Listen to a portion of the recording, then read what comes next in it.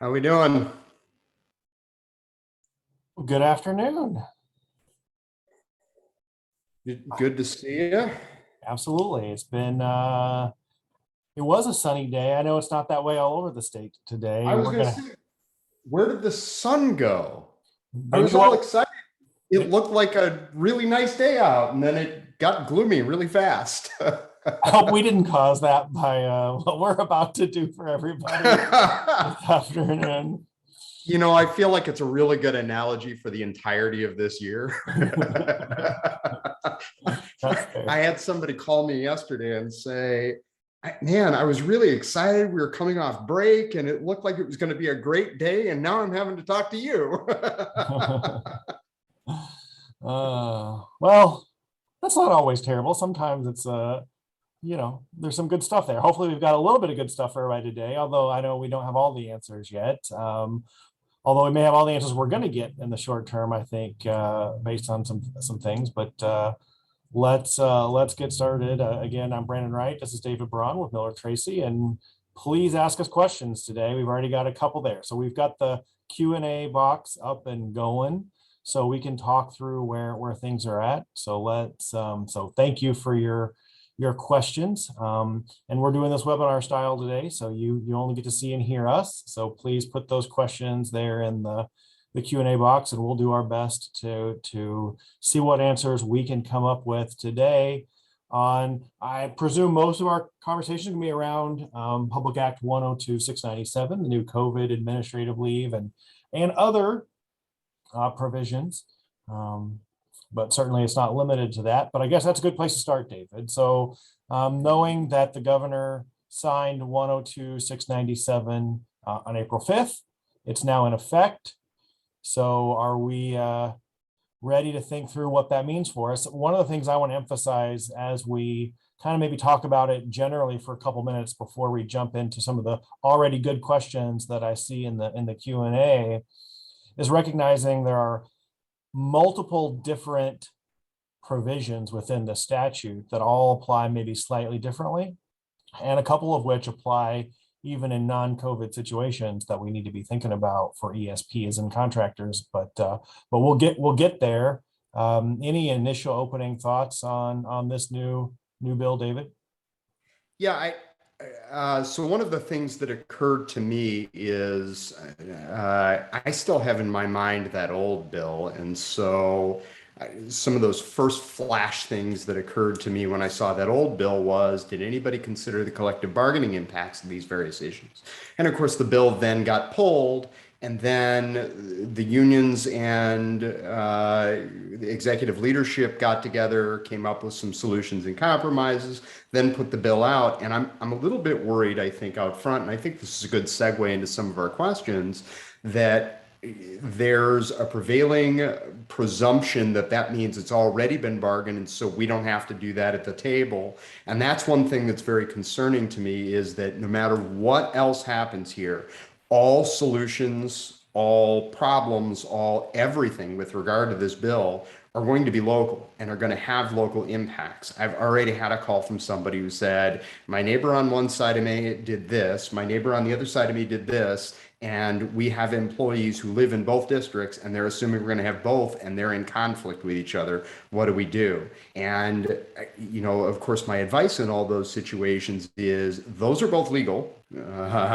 They can both do those things. Your answer is going to have to be locally developed. And so I think a lot of these things, as much as you and I may pontificate about what's legal and what's not legal, what we can do and what the consequences are, we're going to have to develop a lot of these solutions locally. And I think it's going to be imperative that we're thinking about all of these answers as local answers first. Yeah, and I think the first question right out of the box really, I think, lends itself to be able to look on that further. The first question here is, can my school district pass their own resolution granting COVID administrative leave to non-vaccinated employees without TRS problems? Well, I think there's two different things I initially see in the question that I want to address.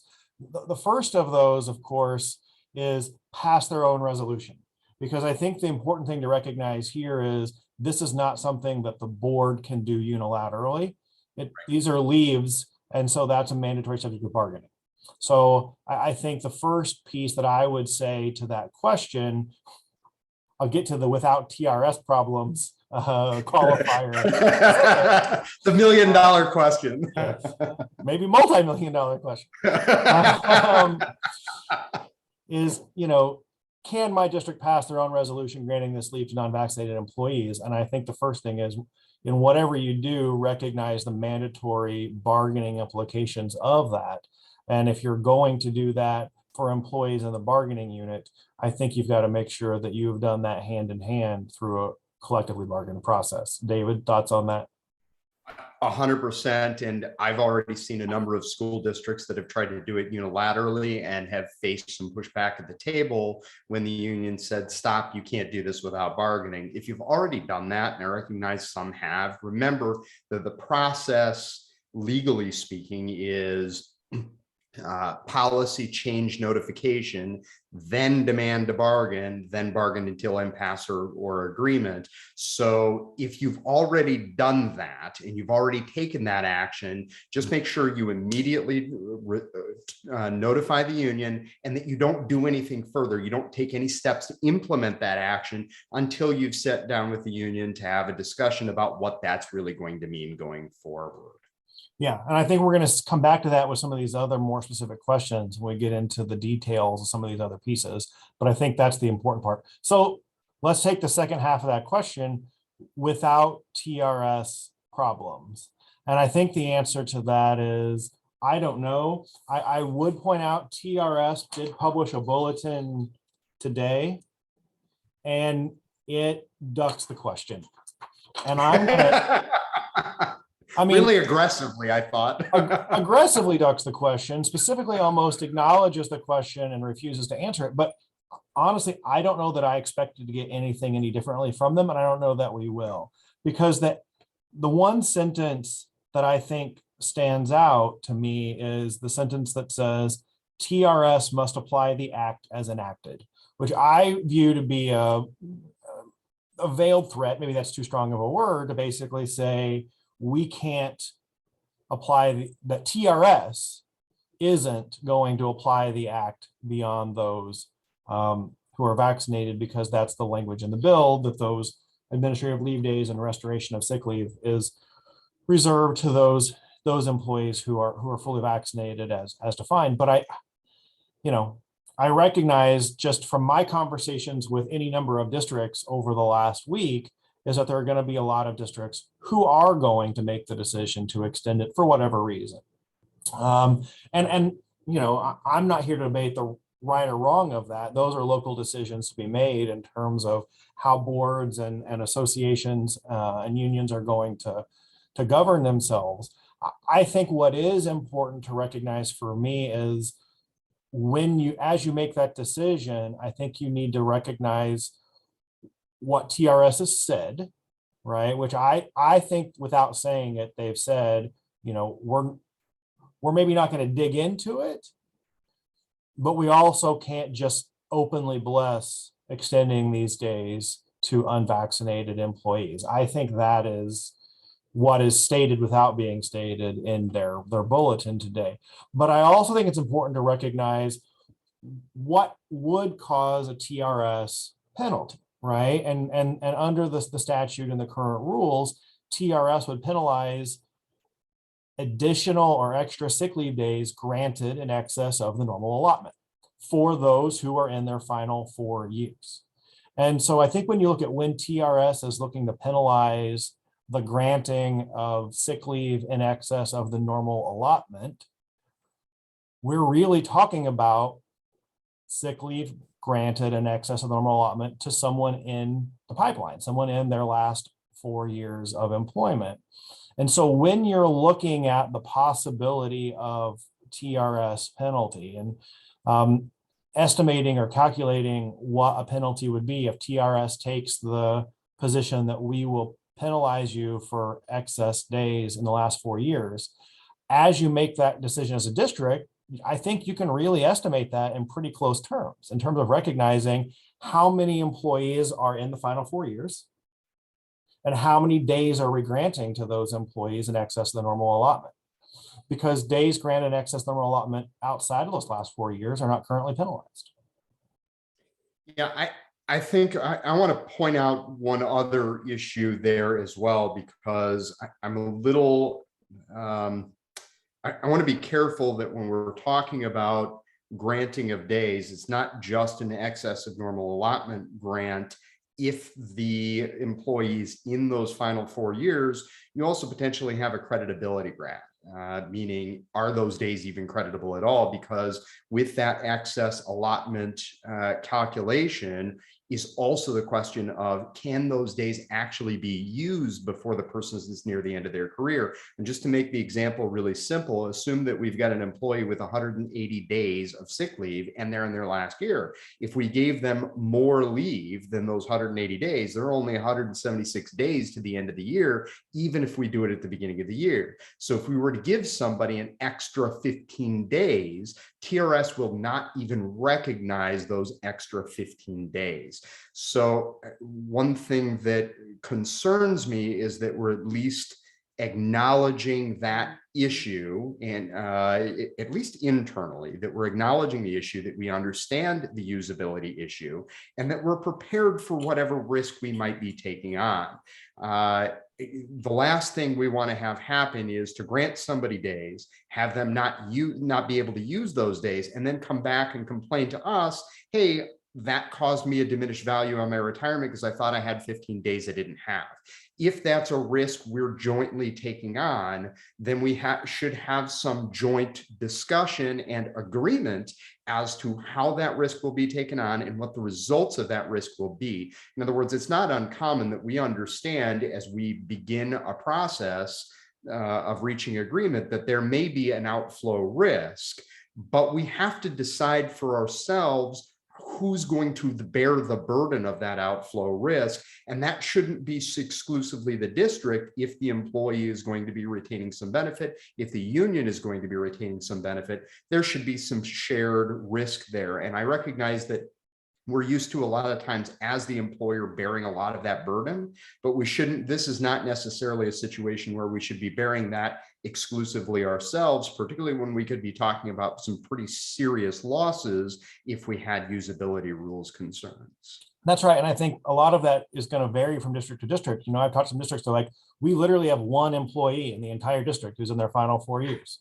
You know, that's a very different conversation potentially in how you resolve that versus a district that may have dozens of employees who are in their final 4 years, and what that looks like, what it looks like proportionally to the total population for the district, the employees, the cost, and all of that.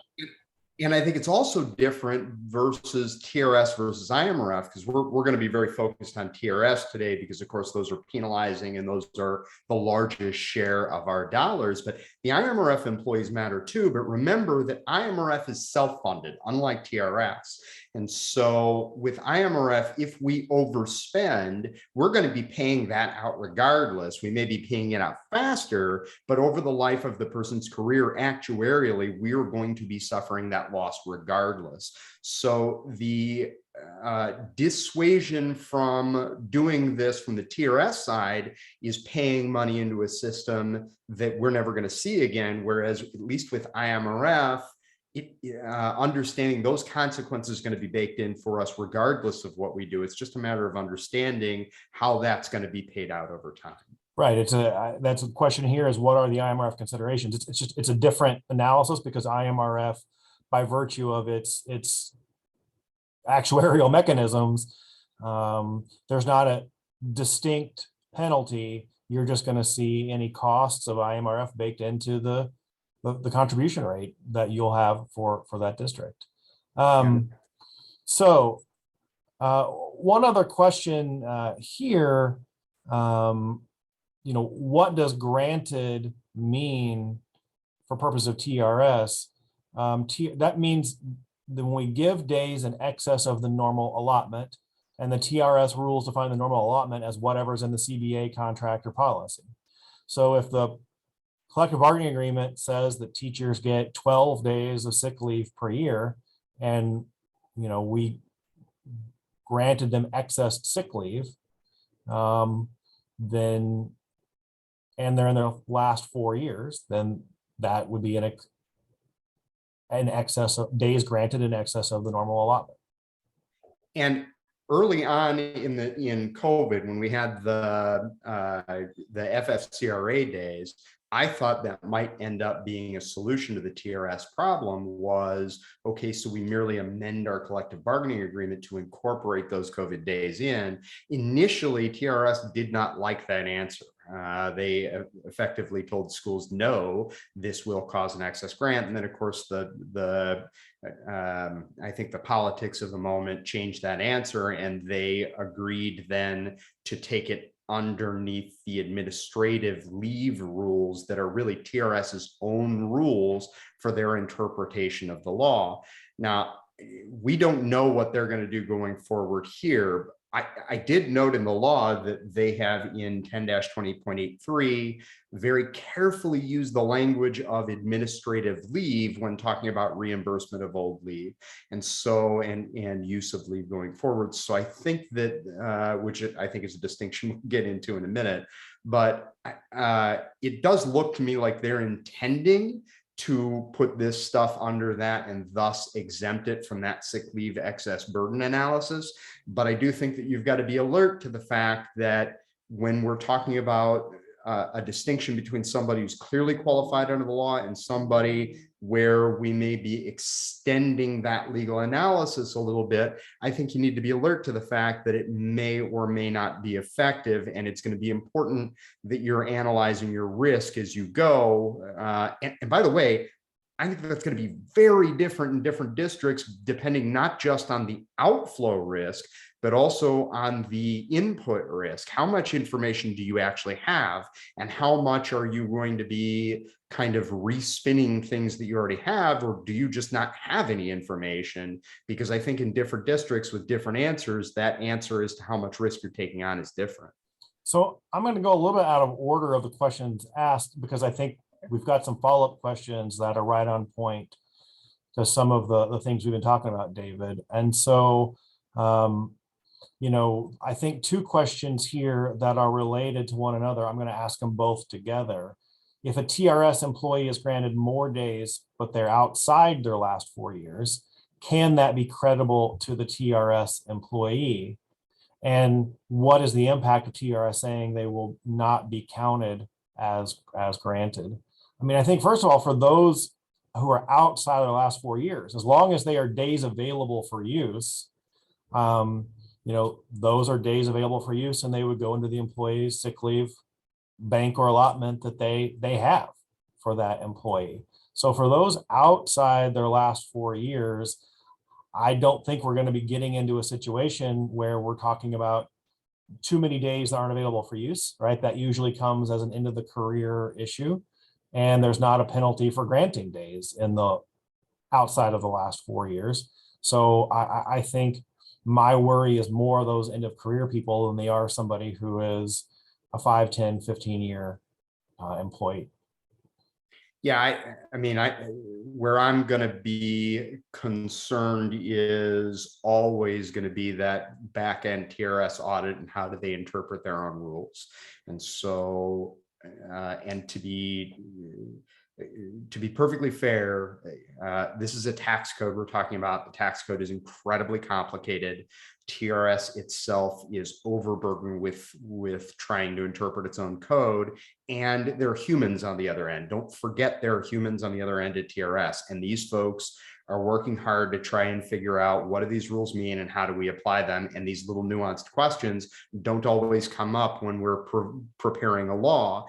And so I want to be fair to them that they've got a really tough job ahead of them. But in so doing, remember, we've got this new Gemini system. They're getting a whole bunch of data on a much more regular stream than they've ever had before. And I do think that there are going to be additional questions raised at TRS about how does this apply within the rule.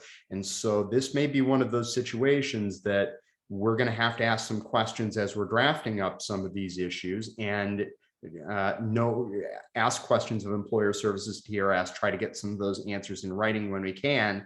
And when we can't, knowing that we may be taking on a risk, and again, shifting that burden as much as we can to the other parties involved to make sure that we're not taking on all of the risk by ourselves. So that other follow-up question, what's the impact of TRS saying they will not be counted as granted? The risk there is that that won't be considered creditable service or days that can be used for creditable service for the employee at retirement. And that doesn't matter at all if we've got an employee who's got a 395 days of creditable service already, because they've already maxed out beyond what they can get credit for. It does matter with, you can only get credit for 170 times 2. It does matter for the employee who is, say, 328 days in service. If we're going to then tack on 20 days, they're now over the 340-day calculation. If it's not creditable, that's the difference between that second year being counted and not counted for purposes of their retirement, and therefore the amount that they may need for purposes of their inflation and retirement. So another point here that I think is more question, the question asked, I don't see how this could be seen as granting excess sick leave days. We're still allowing them to use their sick leave days that we always have annually.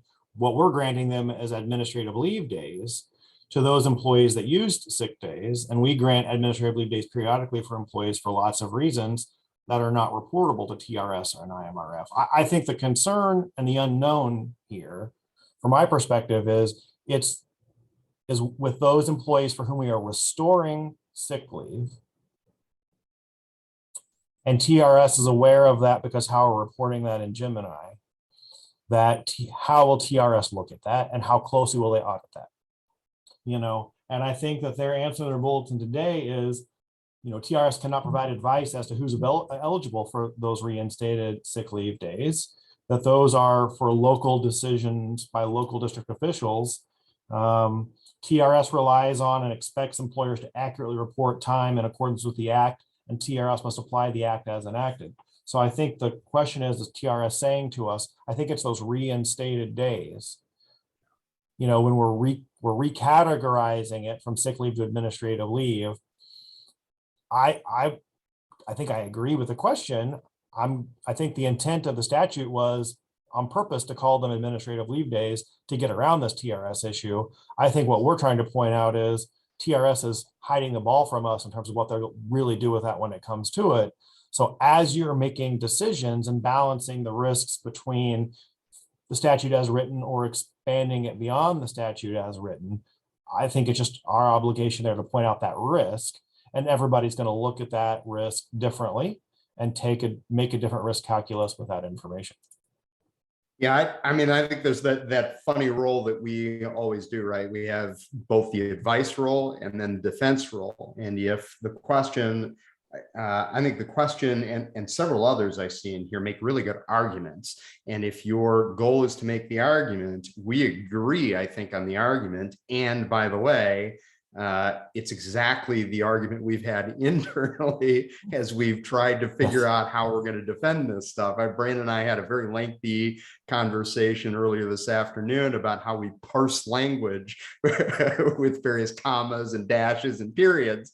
But the reality is that if we're getting to that point, if we're having to make that argument, you've taken on some risk. And so our goal today is to at least call that out, make sure that you understand those risks are there, because what I don't want you to do is say at the end of this, I wish I'd understood that, because I might have still taken the risk, but at least I wanted to know it was there. Or alternatively, I might not have taken the risk, or maybe there was another way to do it. And what the other way to do it, I think, is to have a discussion about how we're going to share the burden of that risk so that we're not stuck entirely with having to take on TRS. Because as you guys know, TRS, when you go to court, in order to challenge TRS, the court is going to look to TRS to understand TRS's own rules.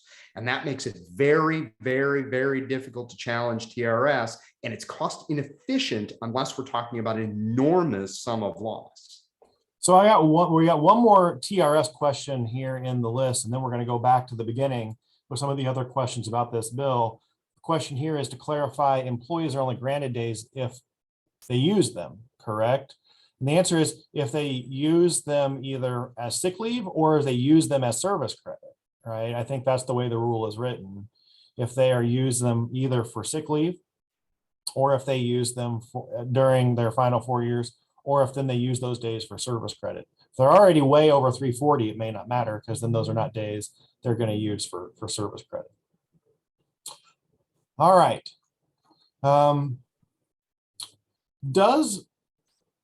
Do these changes apply to daycare, childcare, et cetera? Is it only for parents of K-12 students? The way the statute is written is if the child was not able to attend elementary or secondary school due to one of the 4 COVID reasons enumerated in the statute. So the statute itself, both the sick leave restoration provision in 24-6 and the paid administrative leave new section in 10-20.83 both refer to a child unable to attend an elementary or secondary school. That's the language of the statute. Again, if you're going to consider expanding it beyond the statute, then I think that raises some of the same questions we've been asking. Is a mandatory subject to bargaining? And those are factors that are going to come into play when it comes to that piece. Mandatory subject to bargaining, and we have no idea what TRS will do. Remember the TRS admonition. We apply the statute as written. Again, since we're having that bargaining conversation anyway, point out the issue at the table, make sure the employee union is aware of the issue, and then work together on how remember, the union usually doesn't show up to defend you when they offer you should do this because this is what the rule is. Once you get sued, they go, well, this is really not our job. It's your job. You defend yourself. So my advice is, if you're going to have that discussion, and you're going to take them at their word, money where mouth is, let's share that burden, because when we're both equally invested in this case, and by the way, you can bring the plaintiff, so to speak, over to the defensive side, we can share the burden and we can make ourselves, we can take on this risk going forward in a way that makes sense both for our employees and is fair to the totality of our employees, but is also fair to the taxpayers of the district. So I think I would add one more thing to that I think is relative to a couple of the other questions that have popped up here. The statute does say that if we have an MOU that that's more generous. Right. Now, I think the way TRS goes, that more generous to vaccinated employees only, but more generous. So if we've also expanded that locally through our MOU to daycares or other forms of childcare, I think that probably consistent with the statute. And that raises another one of the questions that was asked. We already have bargained and had an MOU in place to allow COVID-related administrative leave. Does this law now replace those MOUs? And I think the answer is, if it's more generous than the statute, then follow the MOU. If it's less generous than the statute, then the statute is going to provide greater benefit. Yep, agreed. So this is a big question. This is one we talked about, David, earlier before we got started. Do we have to go all the way back to March 9th of 2020 for both the docked day payments and the reinstatement of sick time? Well, so let me talk about what the statute says, and then I'll let you weigh in on the practical reality of that. The reinstated sick time provision, and that's added to 24-6, specifically says the 21-22 school year. So I think that reinstatement of sick leave, that section specifically says 21-22 school year. The new section 10-20.83 for administrative leave says such leave shall be provided to an employee for any days which the employee was required to be excluded from school property prior to the effective date of this amendatory act during any time which the governor has declared a disaster due to a public health emergency. So I understand why the question is asked, because I don't know that the statute is written as clearly as it could have been. Because the other section clearly says it's limited to the 21-22 school year. This section about the availability of paid administrative leave, is the intent of it, maybe was to look prospectively, but that sentence says it also applies prior to the effective date for those qualifying situations. And so I think that there's what I would say some ambiguity within the statute. I can, in good faith, argue the answer both ways, which I know is frustrating to you guys listening because you just want an answer to that question. And I think there is an answer, which is that's all mandatory subject bargaining. So bargain it. That's exactly what I was going to say. So I said earlier, Brandon and I had a lengthy conversation about how to parse the statute, which is when we take 24-6 and 10-20.83, and we try to put them together, they don't make any sense. And even in the way isolating 10-20.83 by itself, there's a way to read that just by language that could go either way on this question itself. And I think both Brandon and I have listened to others out in the field try to parse this out and come to different conclusions. And so when I start to hear that stuff, I start to hear my neighbor did this and my neighbor did this, or in our field, I heard this lawyer say this and I read this in this other lawyer's FAQ. What I start to think is, okay, so how do we resolve this practically? And my answer is always with the employees who are affected by whatever it may be. And that's going to be different in different places. I recognize that Chicago is going to have a very different answer than Carmine. You're going to have different answers in different places because there are different results in different places, different populations, different belief systems that may impact how we agree, and different risk tolerances, and for that matter, different risks. The way you have to manage it is going to be very, very different in Springfield than it is in Ashley, Illinois. You're going to find different answers in different places. So I would encourage you, as you look to this, first of all, I think there is a practical result here that in a lot of places you're going to have, in a lot of the places where people are on this meeting today, we're going to have answers that are going to be, generally speaking, we want to reimburse people where we have the money to do so. I think you're going to see a lot of that in your region. Being regionally aware matters because, of course, if you're the only district in a rural area and you were the only one that didn't reimburse all those dock days, that's going to matter in terms of retaining employees in the midst of a teacher shortage. That's going to matter in terms of finding bus drivers when you can't find bus drivers. Be sensitive to where you are, because remember, people are pretty mobile right now. But I also think that understanding the risks you're taking on is going to be important as well, particularly in light of the fact that we know there are going to be folks out there who are going to be upset with any answer you may give. So a couple questions here before we go back to the top of the list again.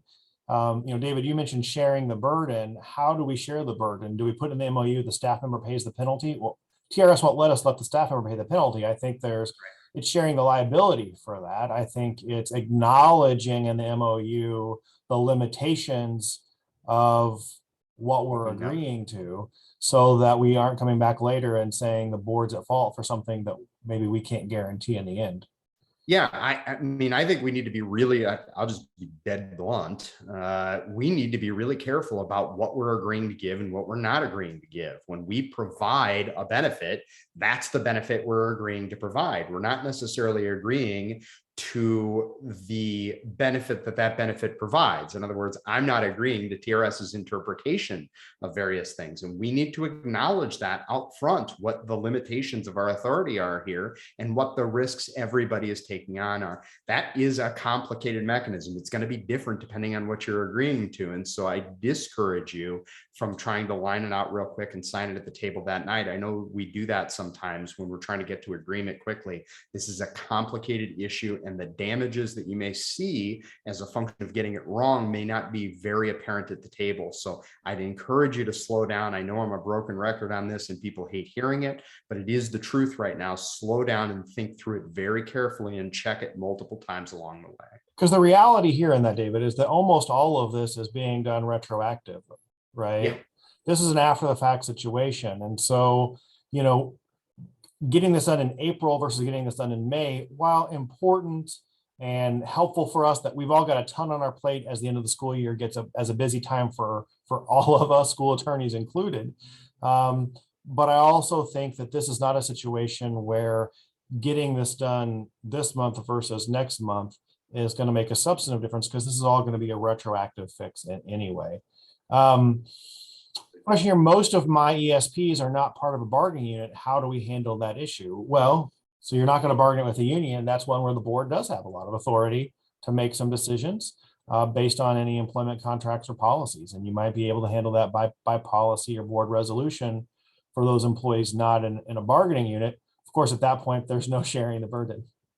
I was going to say, remember that that's kind of a blessing and a curse, because it also means you have all the liability. And that in that situation, again, this is not going to be a popular answer, but it's the right answer. In that situation, I would want to be particularly slow because I have control. I want to slow down and make sure I've got the right answer and take in the information I'm getting from my neighbors and from the first Gemini audits and from the TRS bulletins. I'd want to take as much of that information as I can before I reach out and start making policy pronouncements, even hearing from your employees. Remember, just because you're not bargaining doesn't mean you cannot meet and confer. You can't understand what your employees have to say. So I'm going to go back here. We got a couple more questions here on this existing piece on the COVID leave, but I want to talk about the non-COVID emergency day and e-learning day piece of this bill that nobody's asked about yet, which I think is the bigger deal. Yeah. Nobody's asking about that. This is the one that caused us all the conversation before the change to the bill. But let's go back to this piece. Is the refunding of paid administrative leave regardless of the date of full vaccination, provided the employee is fully vaccinated by May 11th, 22. Yeah, if you, as the statute's written, and if you're applying it to fully vaccinated employees only, it doesn't matter when they were vaccinated, as long as they were vaccinated 5 weeks after the effective date, technically reading the statute. So they could have been fully vaccinated a year ago, right? I mean, this time last year is when most of us were reaching that status, right? And so it's not a matter of when they got vaccinated. It's back to the declared emergency, the way I would read it. Yep. Quickly here, can we set parameters? Do we ask employees to provide documentation? Do we set a deadline to submit? I mean, I think the answer to that is yes, yes, and yes, but that's also going to be something we want to get agreement with on in the union. Like, what are going to be the parameters of that documentation? Because we have provisions in the school code about when we can require a doctor's note and that those kinds of pieces. And I think that we want to get clear agreement in terms of what documentation we're going to be requiring, when it has to be provided, so that we can make this work. And I think that's where you want to reach those agreements locally about what that is, because I think the procedures related to that are mandatory, subject to bargaining. Yeah, I also want to point out that you want to be thinking very carefully about how much documentation you actually want, because I recognize that particularly when we're talking about future issues, we always talk about wanting a lot of documentation. When we're talking about retroactive stuff, you might think about how much do I really want from my employees? Do I really want a mountain of data on things that are retroactive, where in some measures having a little bit less data may not be harmful to me? So it's just something to think about in your balancing of risk. And related to that is, is a home test documentation? Well, I mean, again, the statute has specifically the provisions related to PCR and antigen tests. I think at this point, if someone said I had a positive home test in April of 2021, did we make them prove that? What do we do at the time? If we already use that as COVID leave at that time, how did we document it? I mean, and so it does say in there an antigen probable test qualifies in one section of the statute. So I mean, again, I think, Brandon, your point's really well heard when you say how much documentation do we already have may dictate how much we really want to change going forward. Good. Somebody asked me about the e-learning days that I can't wait to talk about, but let's finish up a couple other questions here on the COVID leave. then we'll get into this other piece. What if we have a teacher that retired last year? They're no longer an employee.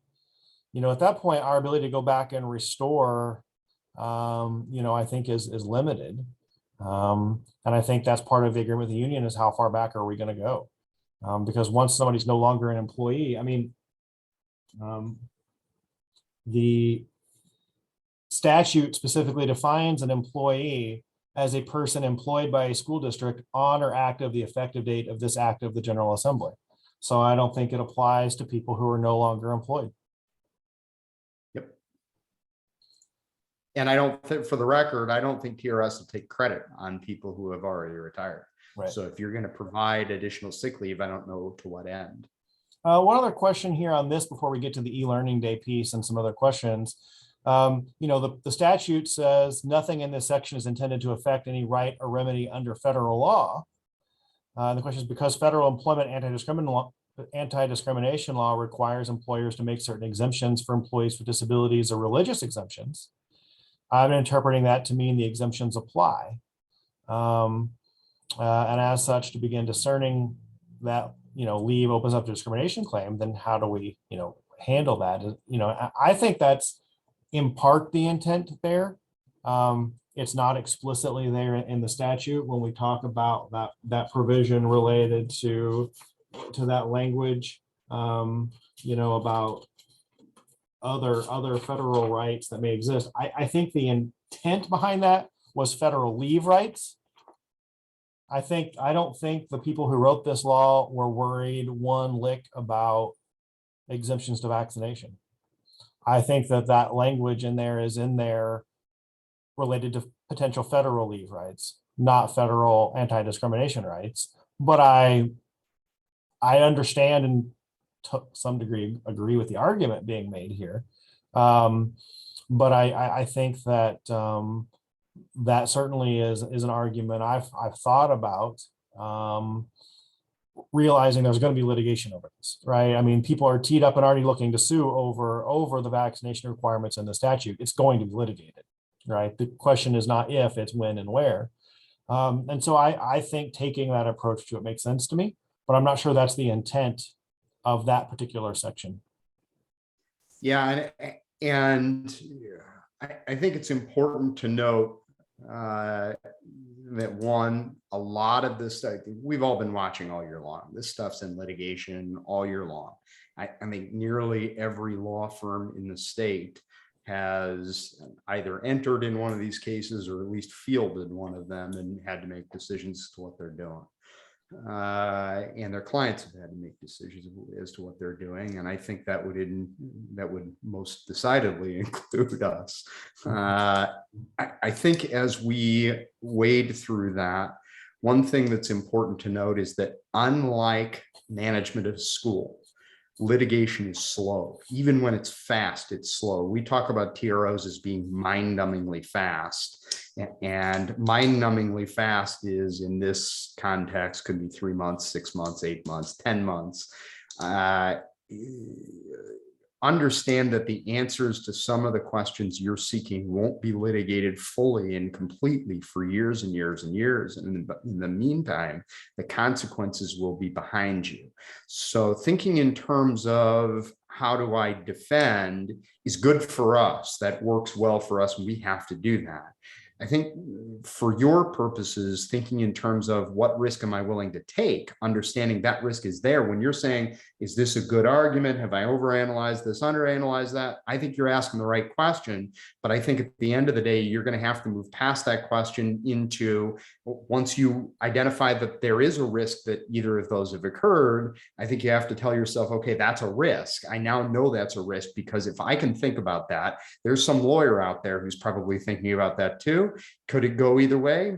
Maybe. And if it could, then you're taking on a risk. And now you need to be thinking about, what risk am I willing to take and how do I shift that burden? All right. So I want to get to the other half of the statute. So the question here teed it up for me. So we have to pay our food service and transportation service for any of our e-learning days.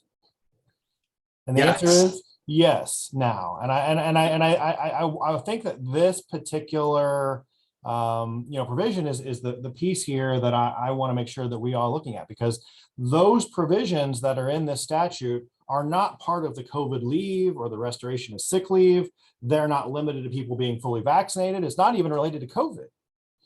It's just an entirely separate non-COVID provision stuck in with this bill as well that says for any school closure day, including an e-learning day, that's not going to be made up where people will get paid. We have to pay our employees and contractors their regular rates on those days.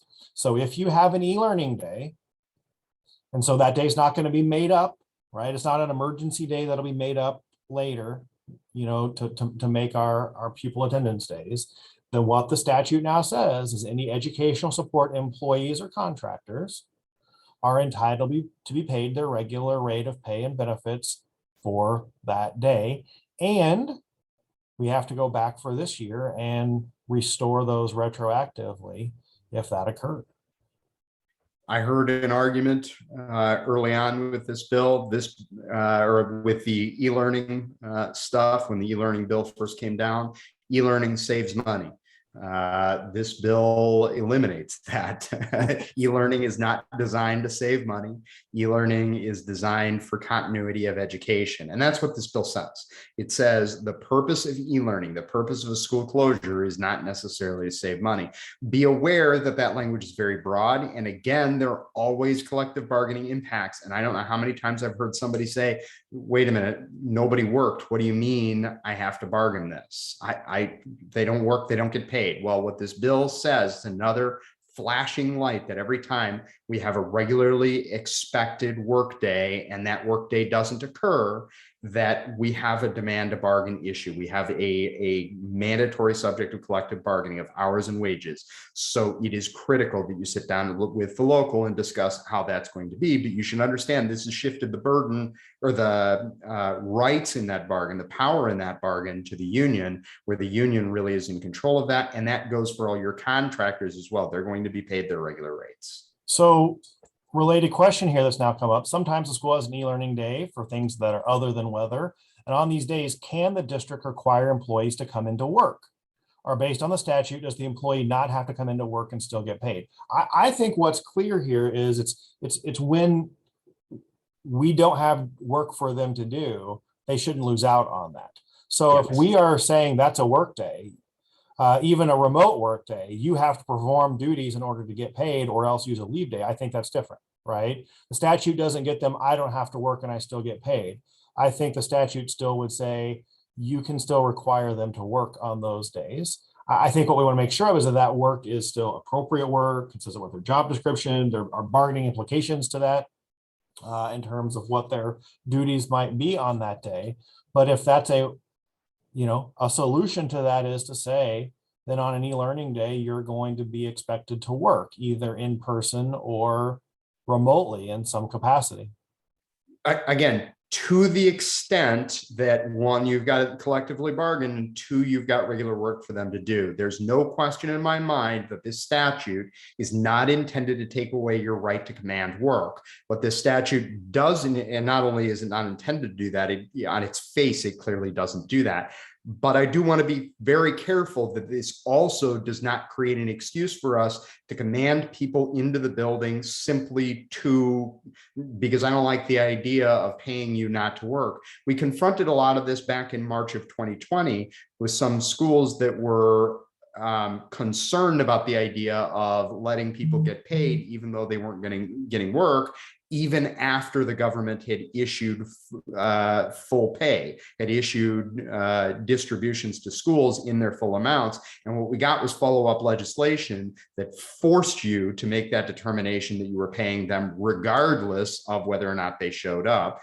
Again, we could see that same result next time. So my caution to you is, if you've got regular work people need to do, you absolutely have that right to command them to work. But what we shouldn't be doing is walking ourselves into a really old case out of collective bargaining land where we command people they'll only get paid if they show up even if they're in the cafeteria twiddling their thumbs. I don't want us in that situation, because that's exactly how you get the result from that case, which was the Illinois Supreme Court telling us, no, you can't mandate people to work because that disrupts the union's rights.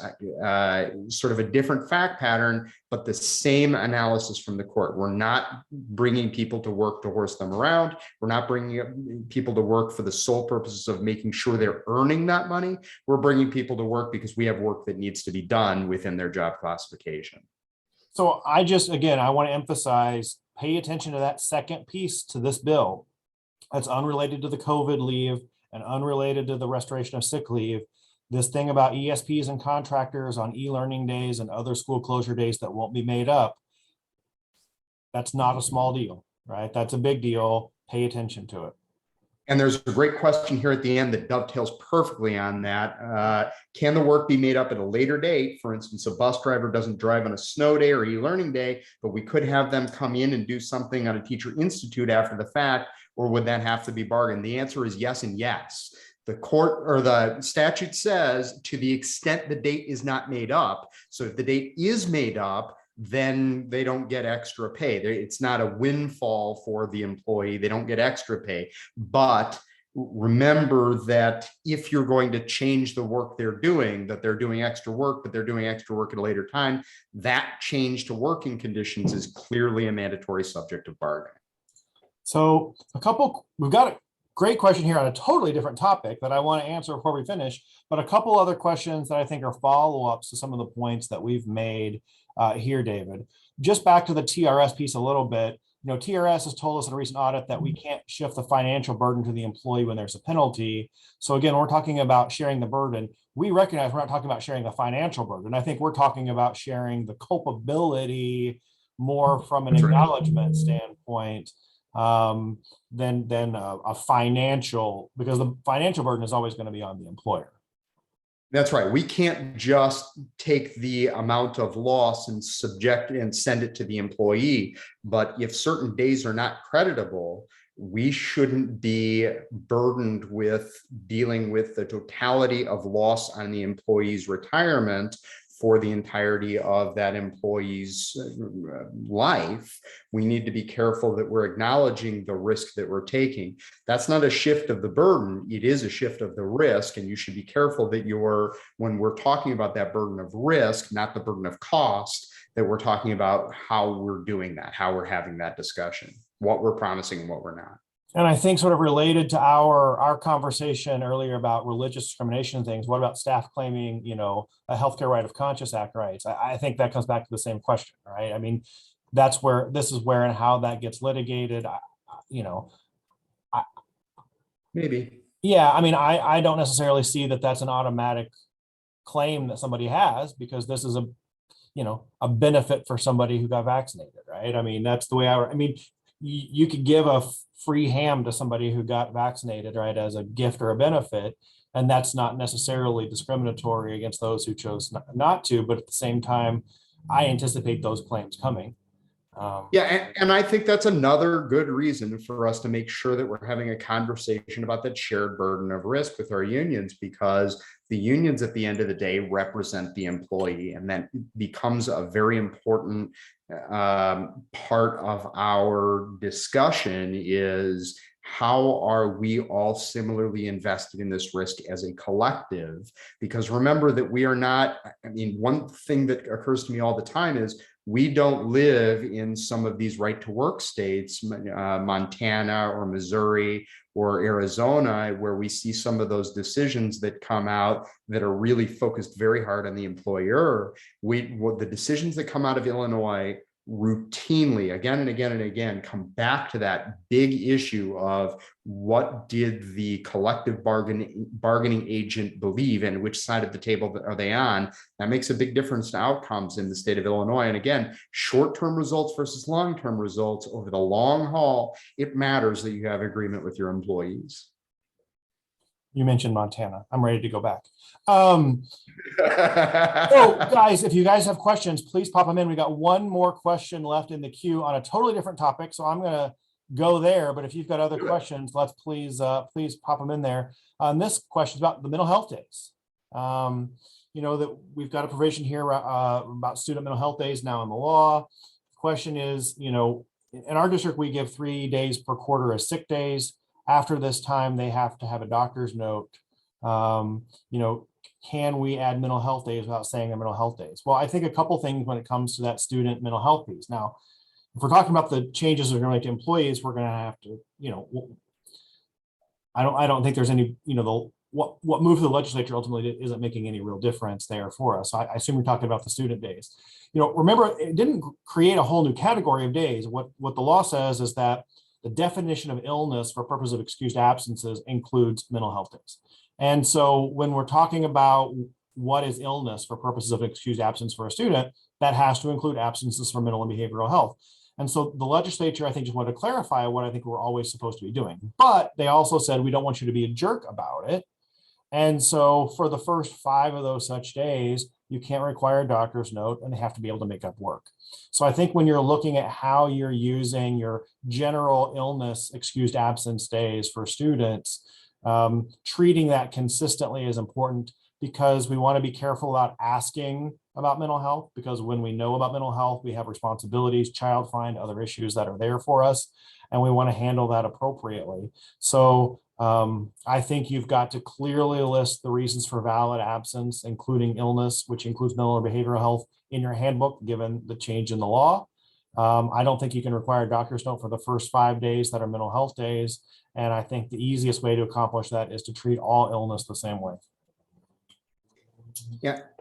And Brandon, I want to ask you a follow-up on that, because I just heard you say something and I want to make sure that we're clear on this. You said we want to be careful about asking about mental health.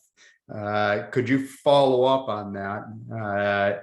Are you suggesting they shouldn't ask at all about the reason, or are you suggesting that if they have information or they come into contact with information, they ought to utilize that and be mindful of their child find requirements? Some combination of both of those things. I mean, one, I think that when we get that information, we need to know what to do with it. And so if we get information that a student's got mental health issues, that creates responsibilities for us, not only potentially under child find, under both 504 and the IDEA, but also may have other responsibilities to make sure we're being responsive to mental health concerns under things like Anne Marie's law and our suicide prevention policies and all of those other factors.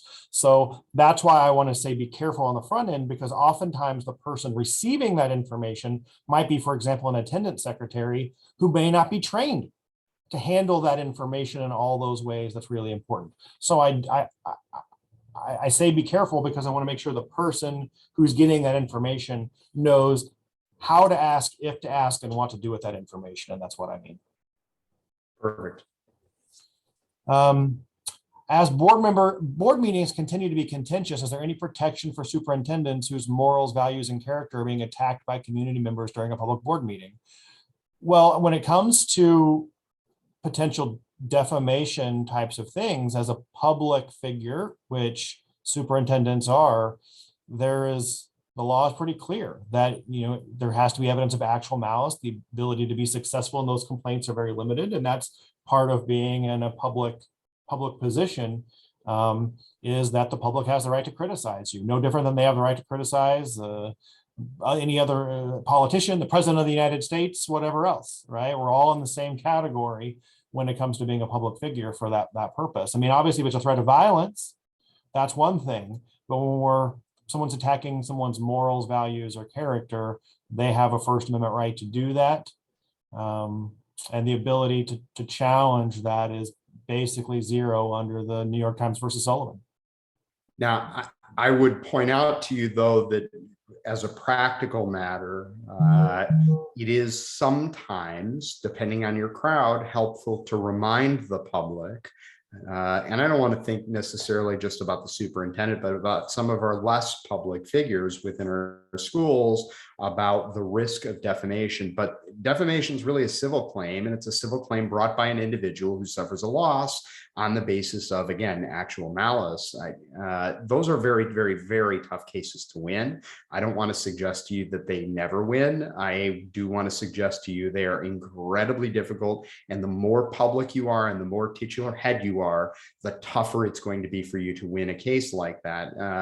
But I want to think in terms of when we're talking about managing a meeting, sometimes just sort of our lead up can help in some situations to sort of dissuade some of the more aggressive speech. And you can always overcome negative speech with positive speech, right? 100%. More speech is always the right answer. We got 2 more questions to write at 3:30, but let's get these last 2 questions in before we wrap things up, David. If we made a contract amendment from March 17th, 2020 to the end of that school year with our transportation company, are we required to go back and make them whole now? Now, that provision related to ESPs and contractors specifically refers to the 21-22 school year. So that's only retroactive as to this current school year. And then the last question, what about kids of employees that exhibit COVID symptoms but then test negative? I think if they were out for symptoms, that's one of the reasons, right?